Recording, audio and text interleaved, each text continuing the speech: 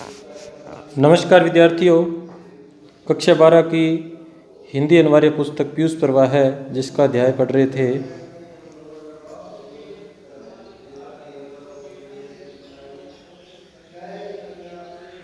मानस का हंस, अमृतलाल नागर।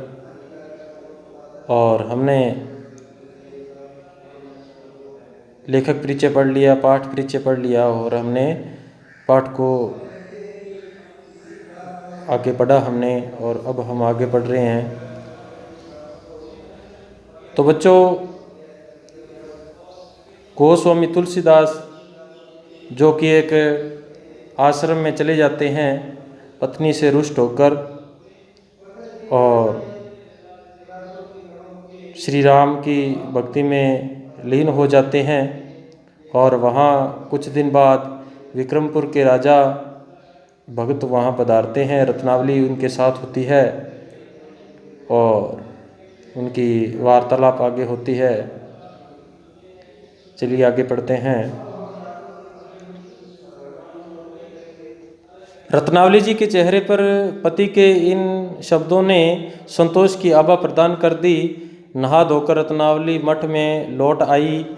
राजा भगत गंगा जी से ही अपने एक काशी स्थित नातेदार हृदय अहिर से मिलने के लिए चले गए। तो राजा भगत कहाँ चले गए? जो अपने रिश्तेदार या नातेदार हृदय अहिर से मिलने चले जाते हैं। मठ के सारे शिष्यों और सेवकों को तब तक मालूम हो चुका था कि गोस्वामी जी की पत्नी आई है। सभी शिष्यों को पूरे मठ में पता चल चुका था कि गोस्वामी तुलसीदास जी की पत्नी यहाँ आई है। सभी उनके प्रति अपना आदर प्रकट कर रहे थे। एक बार तुलसीदास ने किसी भृत्य से माताजी के संबंध में पूछा तो पता चला कि वे रसोई घर में रसोइये को सहायता दे रही है। यानी तुलसीदास जी ने अपने किसी एक भृत्य से पूछा कि माताजी के संबंध में, तो उन्होंने कहा कि माताजी रसोई घर में रसोइये की सहायता कर रही है। तुलसीदास के मन पर संतोष के भाव ने छाना चाहा पर छा न सका, लेकिन किसी प्रकार का असंतोष भी मन में न जागा। वे भागवत बाँचते रहे।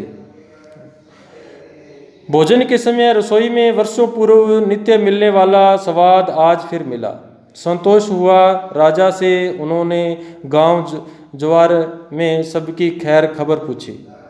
तो रत्नावली जब रसोई में चली जाती है, सहायता करती है रसोइये की, तो भोजन जो पूर्व में मिलता था नित्य स्वादिष्ट, उसी प्रकार आज उन्हें अनुभव हुआ और संतोष भी हुआ।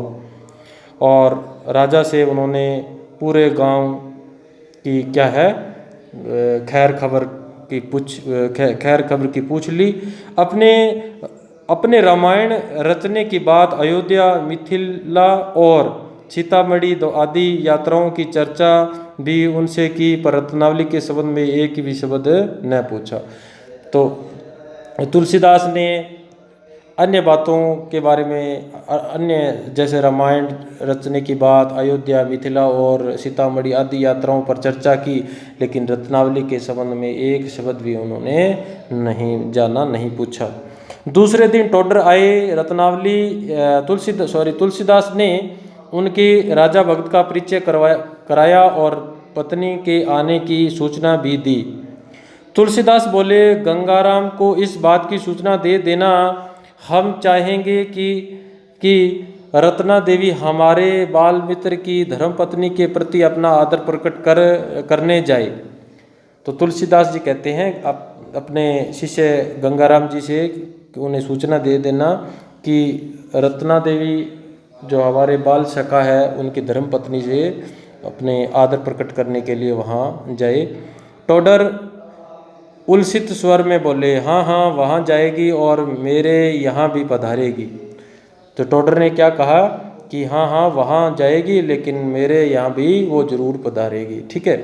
जिस दिन गठजोड़े से महात्मा जी की जूठन गिरने का सौभाग्य मेरे घर को मिलेगा, उस दिन मेरा जन्म सार्थक हो जाएगा। 2-4 दिन बीत गए। इस बीच में तुलसी और रत्ना का आमना सामना एक बार भी न हुआ। तो घर में, वहाँ मठ में कम से कम 2-3 दिन बीत गए, लेकिन तुलसी और रत्नावली का आमना सामना एक बार भी नहीं हुआ। तुलसी चाहते थे कि उन्हें हिरते फिरते रत्नावली की सूरत देखने का मौका मिल जाए, पर रत्नावली ने सतर्कतापूर्वक अपने आप को अपनी दृष्टि से बचाया। तो तुलसीदास जी मन में उनके था कि मैं रत्नावली को बिना बुलाए उनकी सूरत देख लूँ, उनका चेहरा देख लूँ, लेकिन रत्नावली ने बड़ी सतर्कतापूर्वक सावधानी से अपना जो चेहरा है उनके सामने उन्हें नहीं दिखाया। हाँ, भोजन के समय उन्हें अपनी थाली में हर व्यंजन में रत्नावली के हाथ का स्पर्श मालूम पड़ता था। वे थाली के सामने बैठकर बार बार रत्नावली की छवि के साथ अपने मन में बंध जाते थे। तो उन्हें जैसे ही भोजन जो देने के लिए रत्नावली उनके समक्ष आती, तो अब चेहरा को क्या है वो ढक लेती थी, लेकिन तुलसीदास की जो छवि रत्नावली के प्रति उनके मन में बंध चुकी थी। आइए आगे पढ़ते हैं। पंडित गंगाराम के यहाँ सूचना पहुँची तो रत्नावली को लीवा जाने के लिए तुरंत उनके यहाँ से पालकी आ गई। रत्नावली प्रहलाद घाट गई तो भोजन का वह स्वाद भी चला गया। रात के समय वे और राजा बैठे हुए धर्म चर्चा कर रहे थे। रसोइया 2 गिलासों में दूध लेकर आया। तुलसीदास बोले, अरे भाई गोसाई, क्या बना हूँ कि 8 पहर तर माल चावते चावते दुखी हो गया हूँ।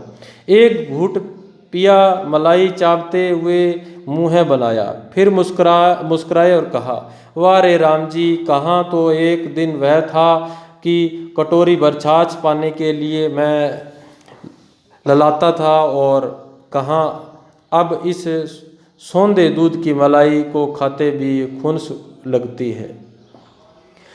राजा बोले, काहे खून साते हो भैया, तुम्हारी जिभ्या से भगवान जी स्वाद लेते हैं। रसोइयों में हमें यह बात तो अच्छी लगती है कि गोसाई लोग दुनिया का हर भोग राजी होकर ग्रहण करते हैं, पर अपने स्वाद और सुख को वे भगवान का मान कर ही चलते हैं। गोसाई जी महाराज चुप रहे, दूध पीते रहे।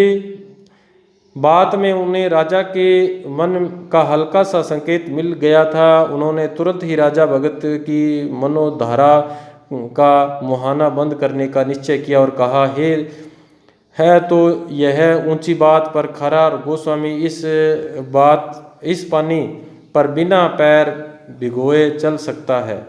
पूर्ण गोस्वामित्व पीने के लिए मैं अभी तक राम जी की ड्यूटी का भिखारी हूँ। तो धन्यवाद बच्चों, आगे पढ़ेंगे अगली वीडियो में। धन्यवाद।